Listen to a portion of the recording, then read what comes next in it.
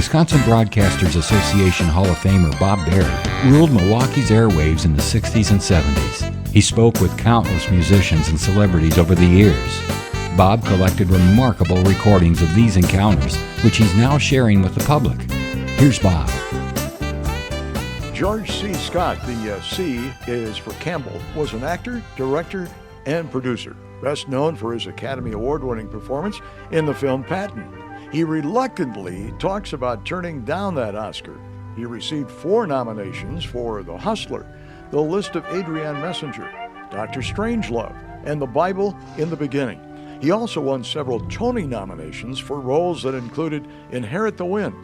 He often worked with his wives, Colleen Dewhurst and Trish Van Devere. This morning is one of the hottest Hollywood properties in years. The man who played Patton, for which he swept the year's acting awards. And by the way, I think he's turned down more awards in this past year than some actors have won in a lifetime.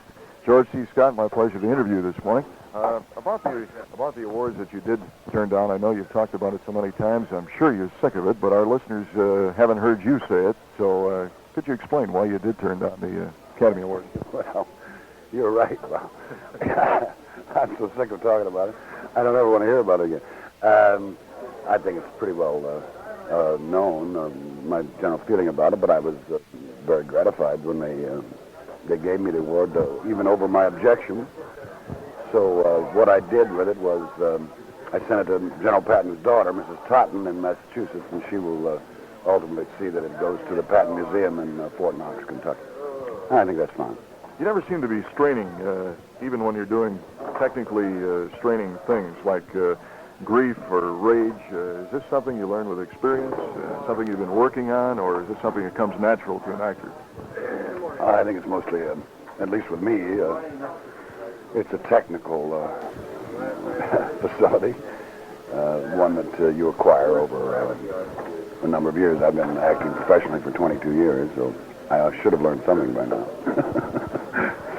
What did it take for you to prepare for a role like Patton? I did a great deal of research on it for about 6 months prior to filming. I read about 10 or 12 books on General Patton's life, and I had about 3,000 feet of film, a documentary film that I ran in my home nightly practically. And then, of course, there was a considerable amount of makeup preparation and planning and that kind of thing. So it was pretty extensive. People are always curious of how much money an actor makes for doing a film that does a box office like Patton did. Have you ever released that information? Yeah, I think it was generally well known. I got a piece of the picture and was paid a flat salary plus participation in the picture.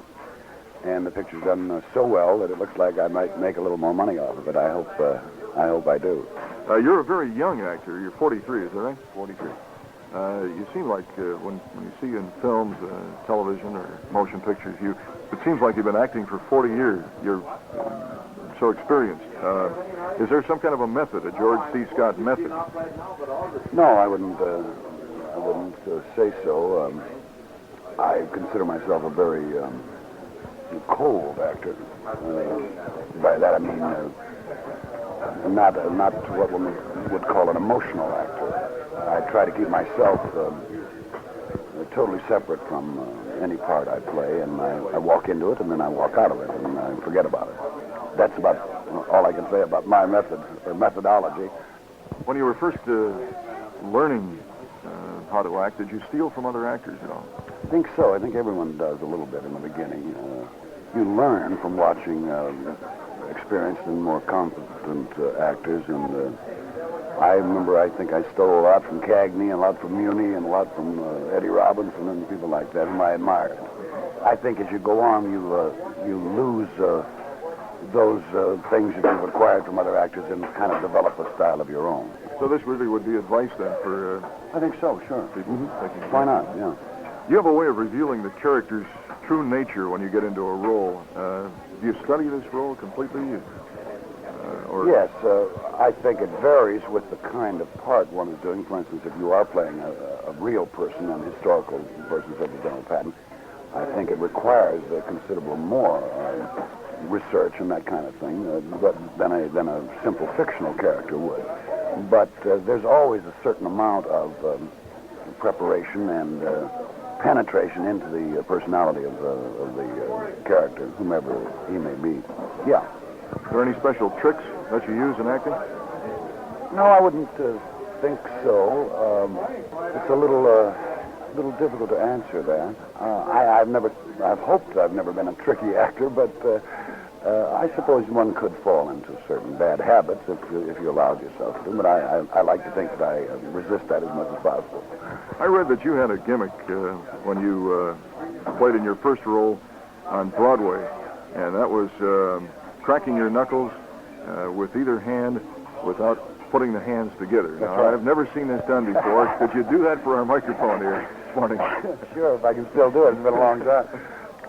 Can you hear that, folks? I played a psychopathic killer, and I used this during a long soliloquy in the third act where he explains what the hell's the matter with him. And it's an extensive speech, and the knuckle cracking helped to, what can I say, signal the audience that we were dealing with a highly disturbed mentality, and that it was rather a startling piece of business. People liked it. When did you discover you could do this? Oh, I've been able to do it since I was a child. That's the first time it ever paid off for me. Thank you, George. Not at all. Bob Berry. Thank you for listening to Bob Berry's Unearthed Interviews. Be sure to subscribe and rate our podcast on iTunes or wherever you find your podcasts. You can find all the episodes at WisconsinBroadcastingMuseum.org. Check out Bob Berry's book, Rock and Roll Radio Milwaukee.